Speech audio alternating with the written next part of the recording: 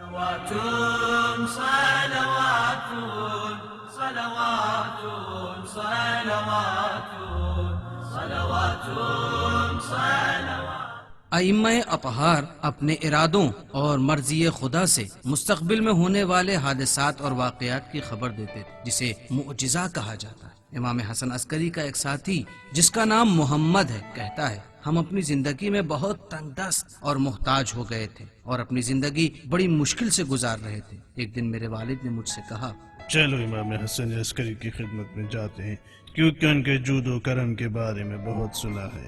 کیا تم انہیں جانتے ہو یا وہ تمہیں پہچانتے ہیں؟ نہیں، میں نے آج تک انہیں نہیں دیکھا ہے۔ محمد کہتا ہے کہ ہم امام کے گھر کی طرف بڑھنے لگے۔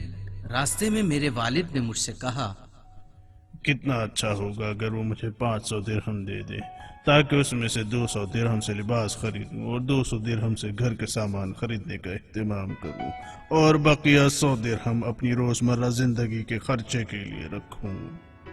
محمد بھی اپنے آپ سے کہنے لگا، کتنا اچھا ہوا اگر وہ مجھے 300 درہم عنایت کرے، تاکہ اس میں سے 100 درہم کی ایک سواری خریدوں، 100 درہم سے اپنے لیے لباس کا اہتمام کروں، اور 100 درہم تجارت کے لیے رکھوں، تاکہ جبل کے علاقے میں جا کر کام ڈھونڈوں اور اپنی روزمرہ زندگی کے خرچوں کے لیے مال جمع کروں۔